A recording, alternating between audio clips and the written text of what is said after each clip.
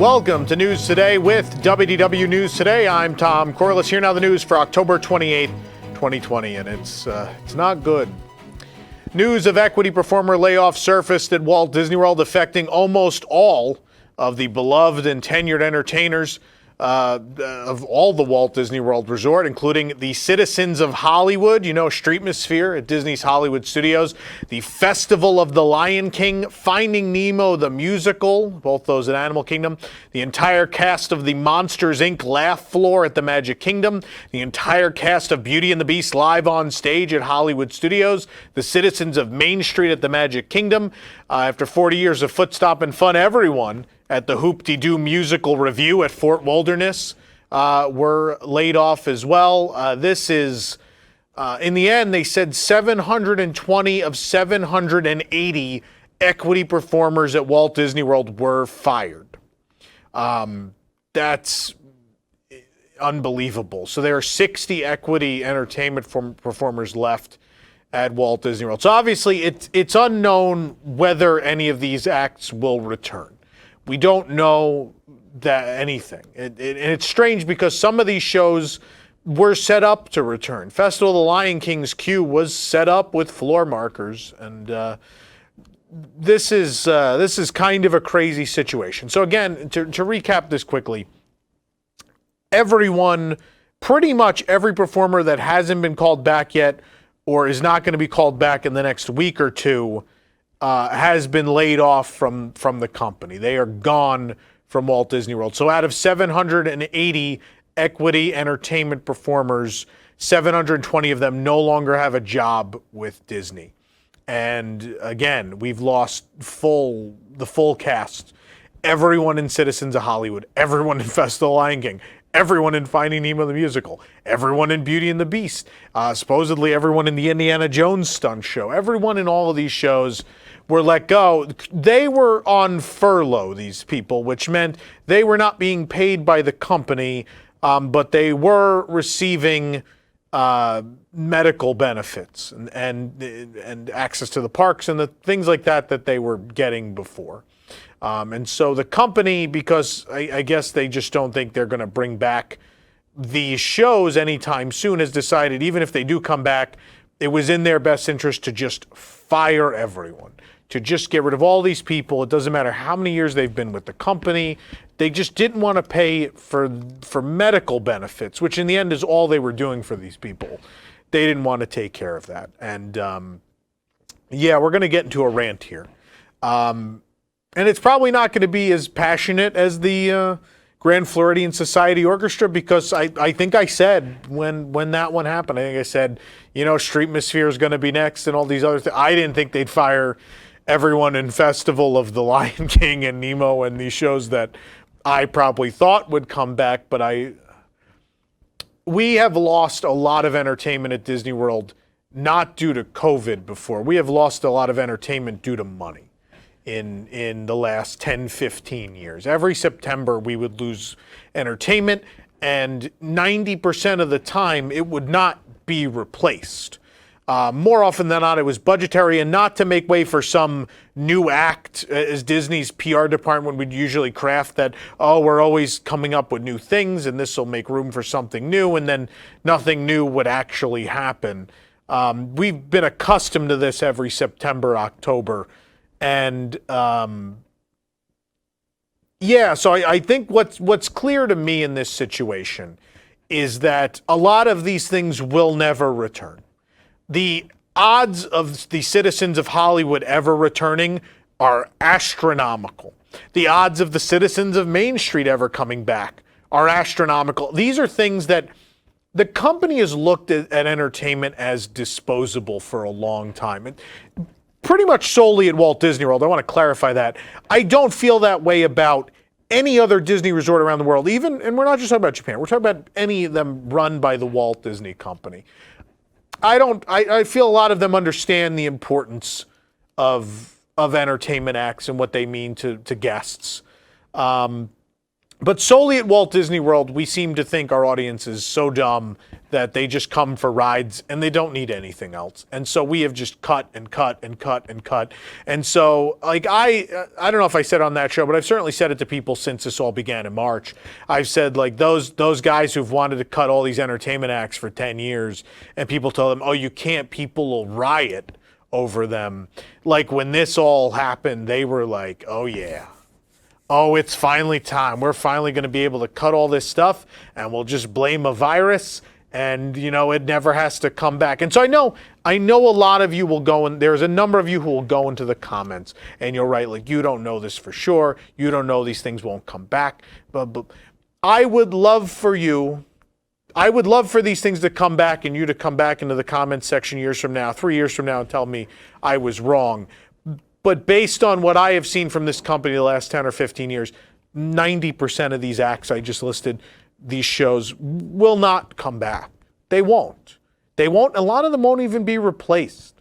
It's not going to happen. If you don't look at history, you're doomed to repeat it. So for us to come out and be like, oh, things are tough, and oh, they, you know, in 3 years when this is long over, and things are back to normal for the parks, and these things are still not back, and you still don't care, there's a problem with you as a Disney fan at that point.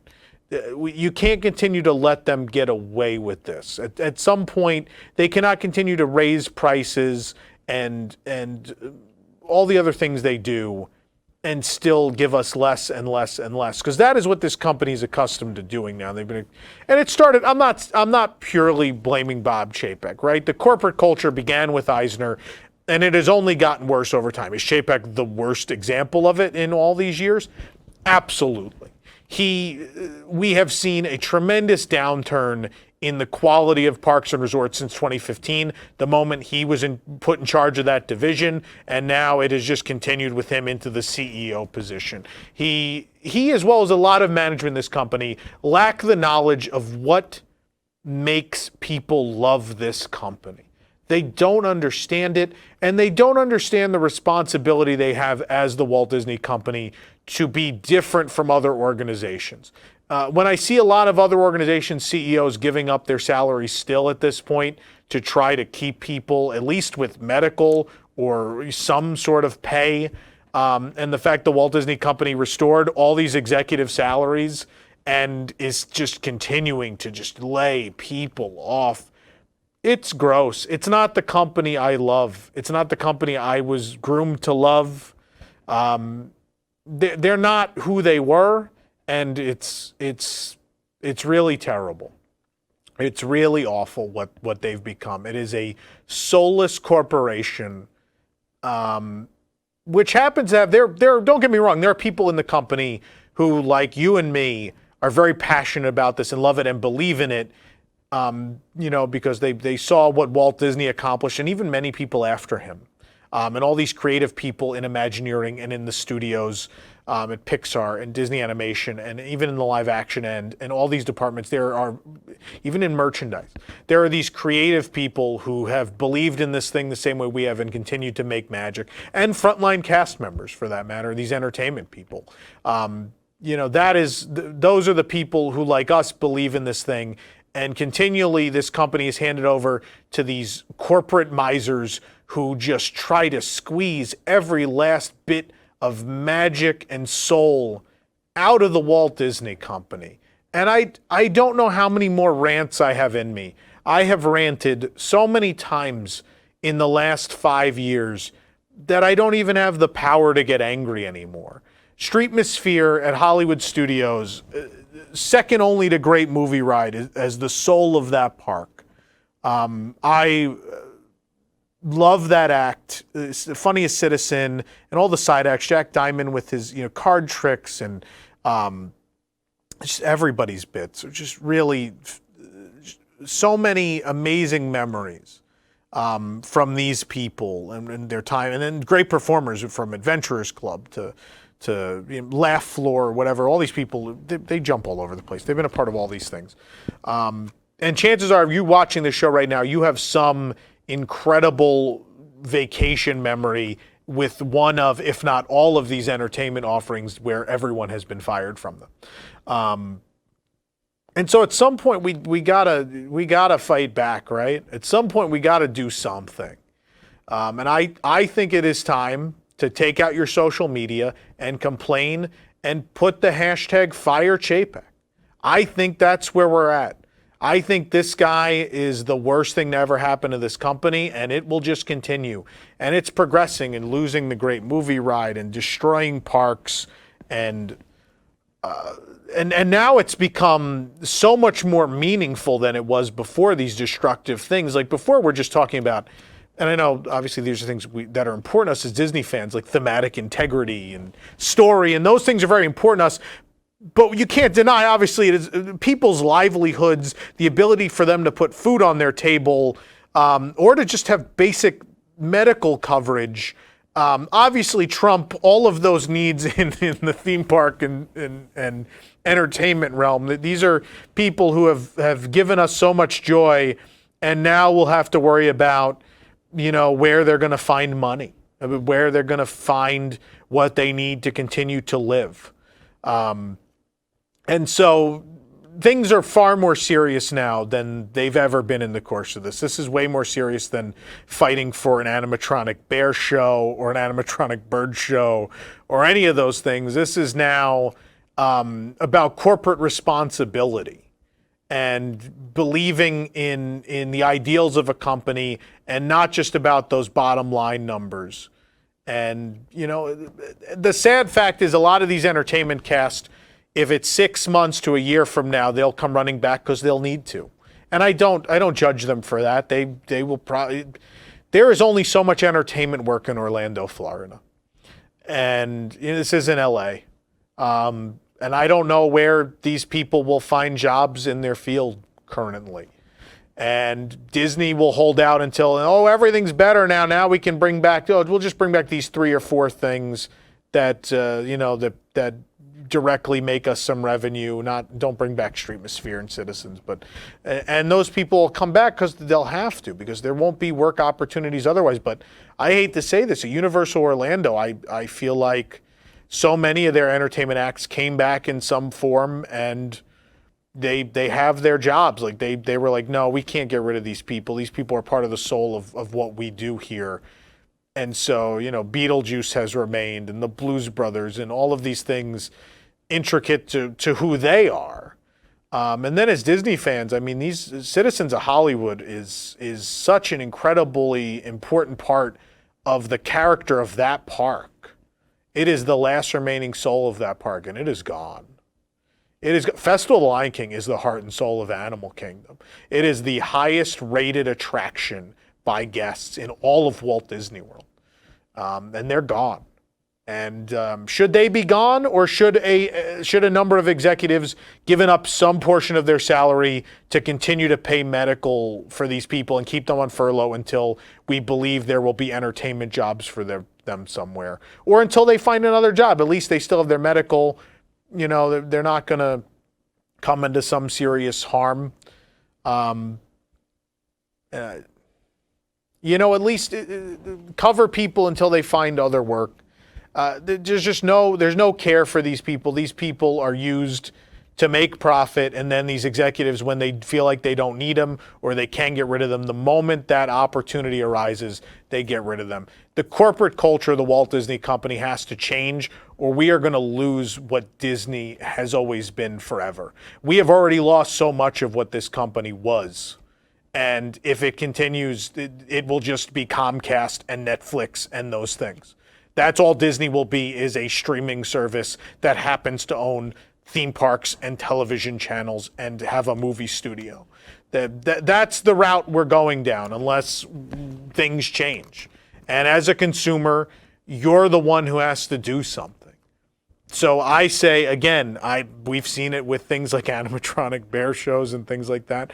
They respond to being shamed. And if you don't believe in what they've done, if you don't believe that they should just put these people on the street and not try to find ways to have more socially distanced entertainment, especially in a time when clearly the parks are busier than they were in July, and there's certainly money coming in.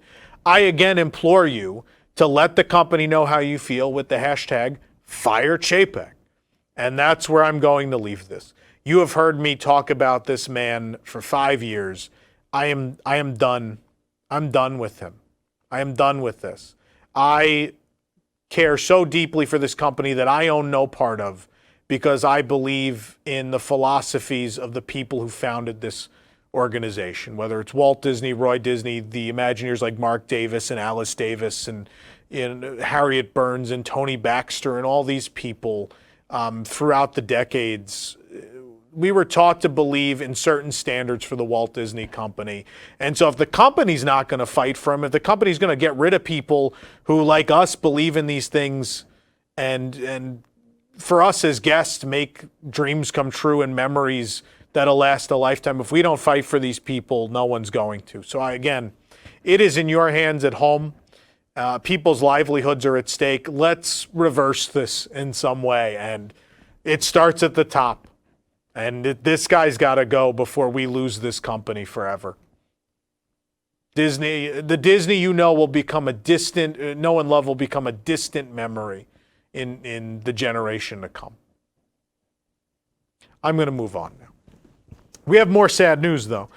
Due to spikes in COVID-19 cases in France, Disneyland Paris will once again be closing its gates beginning Friday, October 30th, to adhere to recent lockdown guidelines issued by President Emmanuel Macron. I hope I'm pronouncing that right. Is it like the snack? I don't know. For now, there is no official timeline for when Disneyland Paris might reopen. The lockdown is said to last through December 1st. However, it will be reevaluated every 2 weeks. As we know from the summer, the closure could be extended indefinitely. Disneyland Paris previously closed on March 15th and reopened on July 15th, about the same time Walt Disney World did. Yeah, here we go again. So it's unclear when they will reopen, but Disneyland Paris will now join Disneyland in California as closed. Walt Disney World announced the long-awaited makeover of its classic entrances, which will be getting an all-new 50th anniversary makeover. And now work has officially begun on them, with just under a year to go before the anniversary celebrations begin, we think. Work has begun on Western Way, that entrance, with construction workers up on a high reach on the main arch. Along the road, orange construction cones are set up to detour traffic from the active site. The red-lettered logo will be replaced with crisp white letters and iridescent rose gold flags, much like the colors we're now seeing added to the Magic Kingdom Toll Plaza. Since we last checked on that Magic Kingdom Toll Plaza refurbishment, the castle icon on the marquee has been painted. The 3 center lanes remain closed while painting continues. The castle icon in the center of the marquee used to be gold on a blue background. The background is now gold, and sections of the marquee have received a fresh coat of gold paint as well. The castle itself is an iridescent combination of pink, blue, and green. And beneath the marquee, the golden twist detail on the right was white with primer. The refurbishment of the Toll Plaza began 1 month ago, is scheduled to last 8 weeks in total. The latest Minnie Mouse, the main attraction collection, is inspired by the Haunted Mansion, and we were at the Magic Kingdom for the exclusive annual pass holder shopping event at Sir Mickey's this morning. We weren't the only ones excited to get our hands on the collection. The socially distanced line ran down the pathway next to Cinderella Castle all the way out into Main Street, but I will say everyone was well spaced. It was extraordinarily well handled. They only let in like one family at a time. Cast members kept the shelves stocked and everyone spaced, and it ran very, very smoothly. If you want to check out the entire collection, including the ears, plush, mugs, pins, and hip pack, you can head on over to our website. But kudos to management and everyone who worked at Sir Mickey's this morning. It was handled excellently. I don't know why other websites were saying it wasn't, because they're very wrong and just trying to cause panic when there shouldn't be. The Spaceship Earth refurbishment and reimagining was put on pause for the reopening of Epcot, but it seems it might be ramping back up again, with permits filed for work on the Grand and Miraculous attraction. A recent permit filed by WDI lists installation of source power and control equipment at the location of Spaceship Earth within Epcot, with Whiting Turner listed as the contractor. It's unknown whether the permit is directly related to that refurbishment or some sort of maintenance, but considering that we haven't seen a Spaceship Earth permit in a while, it definitely seems like something is up. Of course, the reimagining of Spaceship Earth was supposed to begin on May 26th, but that ended up being in the middle of the closure of Walt Disney World. We discovered a new merchandise display at Savi's workshop in Galaxy's Edge while visiting Hollywood Studios. The new merchandise includes pins and patches in sets, as well as shirts themed to the workshop.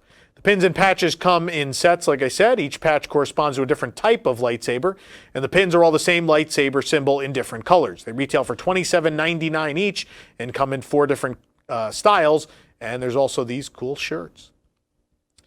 Star Wars fans will be happy that the Magic 8-Ball versions of the Yoda and Darth Vader Kyber crystals are now repackaged as Force Guidance crystals and are available in Galaxy's Edge at Hollywood Studios. Anyone who's built their own lightsaber knows that the Kyber crystals can transform the color of your blade, but these Magic 8-Ball style versions can do much more when placed into a Jedi or Sith holocron.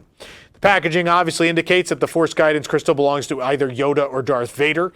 Naturally, if you place one in your lightsaber, it'll glow green or red. But either way, you'll probably enjoy hours of fun with these Magic 8-Ball versions of Yoda and Darth Vader, which, once you load them into your holocrons. These are available at Doc Ondar's Den of Antiquities. Also new in Galaxy's Edge, we found some new plush. Boba Fett and Maz Kanata plush toys have appeared. You can find these both at the Toydarian Toy Maker, and they retail for $22.99 each. After plexiglass dividers were installed on every vehicle for Star Wars Rise of the Resistance, additional dividers have now been added to the pre-show rooms, and we have a very special look at what it looks like to be behind the plexiglass for the ride itself. We have a full video ride-through sitting behind the plexiglass right here on our channel. You should check it out. Now parties are assigned to one of 3 colored dots within the first pre-show room. The dots are colored blue, green, or yellow. In the first room, some of the dots have plexiglass on 2 sides, so more parties can fit next to each other. Some of the dots are just socially distanced in the center of the room, and there are similar dividers attached to the walls in the next section of the pre-show inside the ITS ship. We took a ride again on a prison transport to check out the view from behind the plexiglass. You can watch our full glary video once again right here on our channel. The Resistance fighters and First Order officers have been making some upgrades at Rise of the Resistance, as we just mentioned, but while in the park today, we noticed an anomaly in the boarding group process. Normally, those slots are gone in seconds, but today they were available for up to 8 minutes. This would, of course, lead us to infer that the attraction has upped its capacity and is loading guests in both the front and back rows, separated by that plexiglass. However, they did run into some problems today. Of course, they had problems. As of 12:30, 2 hours and 30 minutes after park open, the ride had not yet boarded. So they did give out more boarding groups today, but they ended up having technical problems. They're trying, but Disney will tell you it's just related to COVID. No, the ride still doesn't really work. The last of the few iconic cross beams left on the roof of the Great Ceremonial House at Disney's Polynesian Village Resort have been removed. Now, with even the supports gone and the roof completely bare. Removal of the crossbeams began earlier this month and has been moving quickly. Inside, the main fountain was on and running. Once again, it had been not running for the last couple of weeks. But on the roof, again, that entire structure is gone. A new version of the crossbeam structure will take its place, one with less beams. Of course, the resort is undergoing a refurbishment that'll give it new rooms with the Moana theme when it reopens officially next summer. Disney has shared a first look at concept renderings of Everglazed Donuts and Cold Brew, the specialty food and beverage location, opening soon at Disney Springs West Side. Everglazed Donuts and Cold Brew will be located adjacent to Splitsville and near the west entrance and exit of the orange parking garage. The overall design of this sweet spot will have a unique spin on the classic donut shop, featuring graphic pops of color, iconic signage, and a beautiful outdoor seating area in the Donut Garden. Before can't have entertainment, but you could have a donut garden. Before guests enter the venue, they may catch a glimpse of a culinary experience unfolding through the windows of the exposed kitchen, where hot and fresh donuts will be baked daily. Everglazed will specialize in handcrafted donuts and an assortment of cold brew lattes and coffee cocktails, as well as a few sweet yet savory sandwich bites. Beaches and Cream Soda Shop at the Beach Club Resort is famous for its kitchen sink sundae, which cast members would announce to the entire restaurant with a display of yelling, sirens, and clapping.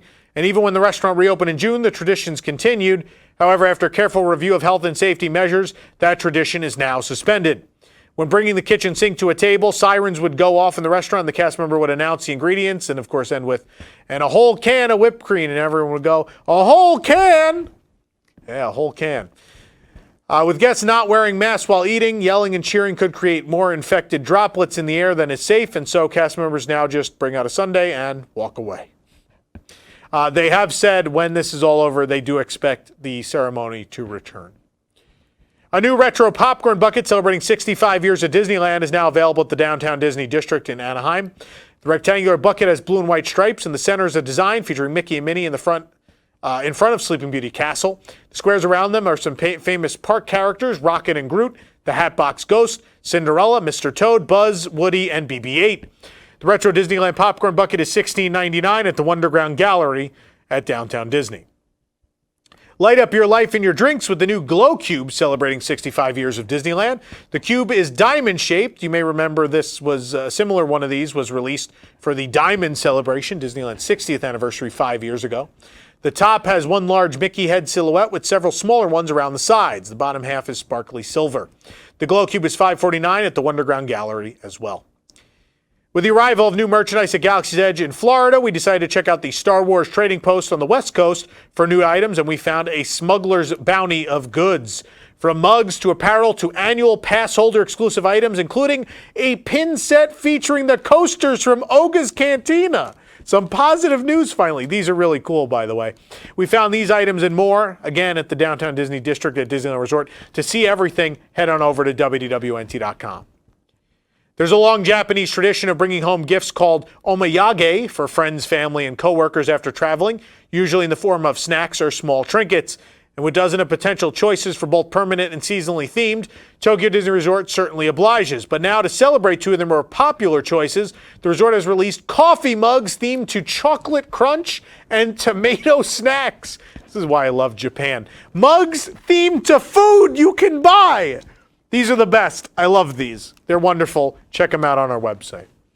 Embrace your royal side with this new peach-colored Disney Princess Crown Ear Headband, now available at Walt Disney World. Headband has a jeweled crown sitting between the ears. The ears themselves are, of course, covered in peach-colored sequins. The ear headband is $29.99, and we found it at Mouse Gear in Epcot. Plenty of Christmas merchandise is still arriving at Walt Disney World, including these new light-up Mickey snow globe balloon ears in headband form. The ears resemble Mickey balloons, but there are snowflakes on the outside, giving them more of a snow globe look. For more details, head on over to our website. We found this at the Dark Room at Disney's Hollywood Studios. For more information on these stories and more, head on over to WDWNT.com. I want to quickly mention again, I know I said this at the beginning, before you comment in the bottom saying, oh, these are rough times, and oh, they're a company and they got to have money and blah, blah, blah. I want you to seriously just sit for a moment and think if you really believe that these entertainers will ever come back. I want you to seriously think about that and think of all the enjoyment these people gave you and if they're worth fighting for. And the answer is going to be yes. The answer is yes. These people need us now more than ever, and the company needs a serious change. This isn't a temporary thing. This is cost cutting. Even after this is over, they are just going to look to run the parks in a cheaper way. This is all an excuse, and we need to make sure that doesn't happen. So again, make your voice heard. Use the hashtag #FireChapek. Let's create some positive change and fight for these people. This program is brought to you by our official travel agent sponsor, The Vacationeer, the engineers of your next magical vacation. Sit back and let their team of vacation planning experts craft your family's next magical Disney trip. The best part, their services are free. Visit WDWNT.travel for details. The Vacationeer, the official travel agency of WDWNT. If you're enjoying the show, be sure to like this video, subscribe to WDW News Today on YouTube for more great content, and click the bell for notifications. Also, make sure to select all notifications so you never miss an episode. For the worldwide leader in Disney Parks news, this is Tom Corliss saying enjoy the rest of your today and have a great, big, beautiful tomorrow. Pressing Issues is the spin-off of the WDW News Today podcast segment as a long-form panel discussion in which some of the brightest minds of WDWNT analyze the biggest stories of the week and their impact on the Walt Disney Company, its parks, guests, and cast members. Join us every Sunday at 8 p.m. Eastern, live on YouTube, Facebook, and Twitter, or afterward on the WDW News Today podcast feed.